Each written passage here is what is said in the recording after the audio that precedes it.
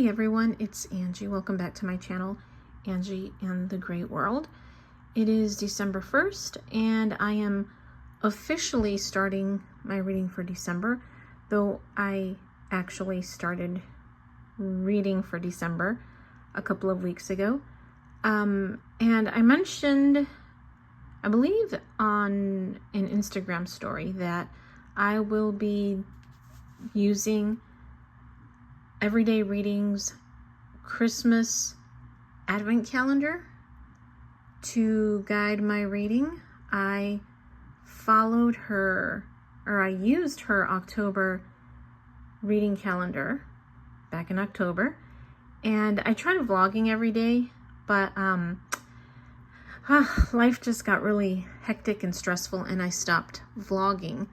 So I'm going to continue in December. I thought I would try vlogging again every day in December. I don't know how that's going to turn out because I'm not the most committed person. If you've followed my channel for any length of time, I think you have kind of figured that out. So yeah, I am showing you this book because this is actually what I'm going to start reading today, and it is to fulfill day 2 prompt on the Christmas reading Advent calendar, which is to read a book about Christmas trees. I definitely will not finish this by tomorrow or by the end of tomorrow. It's going to take me a couple of weeks probably because I am a slow reader, but this is Snowflakes at the Little Christmas Tree Farm by Jamie Admons. Did I mention that the prompt was to read a book about Christmas trees or about a Christmas tree? So yeah, this should fulfill that prompt. The prompt for December 1st, I will be sharing a little later because I'm planning to do a little something to fulfill that prompt, which is not a reading prompt, it's an activity prompt. So anyway, I'm going to get to reading.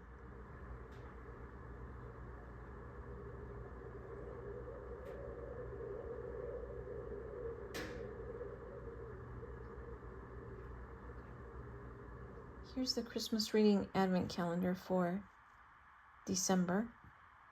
You're not going to be able to read that probably, but the prompt for day 1 is to drink hot cocoa while you read.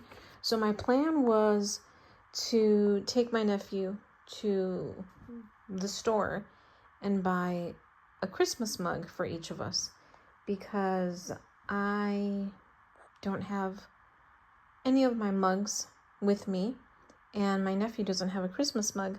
So that didn't work out just due to circumstances. My brother actually took my nephew to the store to buy us a couple of mugs. And this is the mug my nephew chose. Well, he got the same one for himself and this one for me. So we were supposed to drink hot cocoa while we read. We actually played Uno and drank hot cocoa. I have a little clip of that. I'll insert it somewhere here. We also listened to the audiobook of If You Take a Mouse to the Movies, which is a Christmassy version of the Mouse books by Laura Numeroff. So reading update for today. I think I'm on chapter 3 on Snowflakes at the Little Christmas Tree Farm. And I have to say, I am really enjoying this. I started reading another book by Jamie Admons, who is one of my favorite authors. Every single book of hers that I have read up until now has been a solid 4 and 5 star read. Except a couple of weeks ago, I did start reading another one of her books called Christmas Ever After, and I wasn't enjoying it very much. I had to return it to the library, so I had to pause my reading, but I am reading that one for, and I will continue reading that one for my Christmas reading Advent calendar, but I am enjoying this one so much more than Christmas Ever After.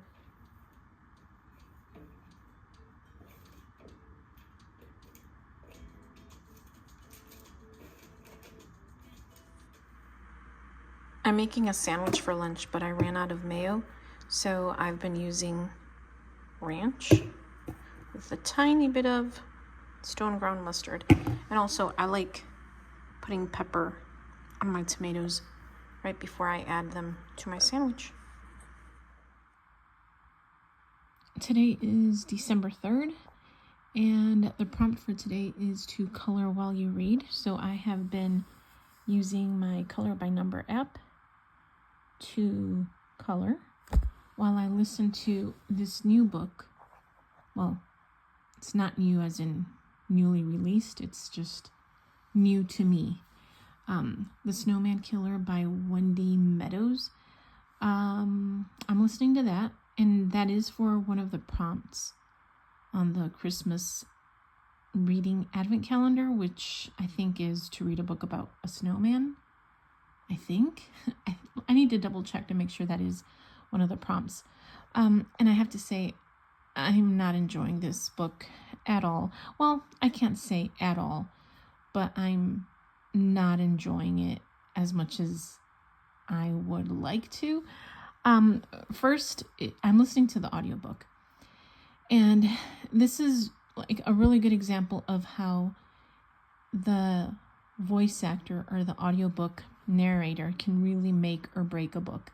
Okay, so the story itself so far, I'm not very far in. I think I'm about to reach chapter 3. So the story itself isn't terrible. It's actually kind of entertaining.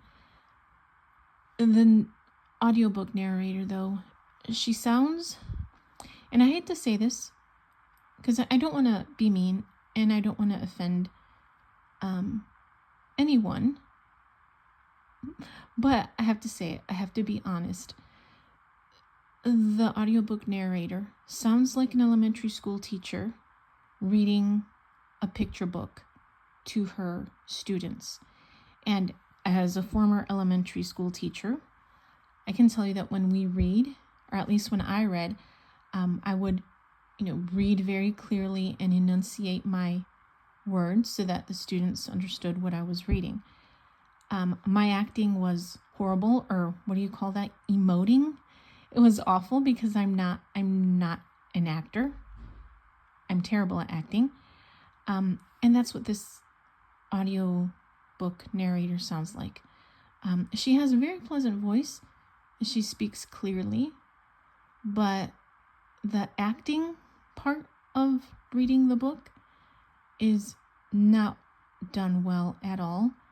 And then there's a character in the book, an English woman who's gone to live in Alaska, and her English accent is just awful. And the writing too, that English character calls everybody blokes. And I don't know, maybe that is something that British people use very frequently, but I don't know. In all my time reading the Agatha Raisin books, I don't know that the word bloke has ever been used. I don't know. Maybe it is. Maybe it is something that is used very often. I mean, obviously, I know it's a British phrase, word, slang, term. That's it. I just didn't think it was used that often. I don't know. Anyway, I'm not enjoying it as much as I could if it was a different narrator, audiobook narrator. Penelope Keith, for example, the one who, the actress who narrates the Agatha Raisin books. Amazing, excellent, perfect.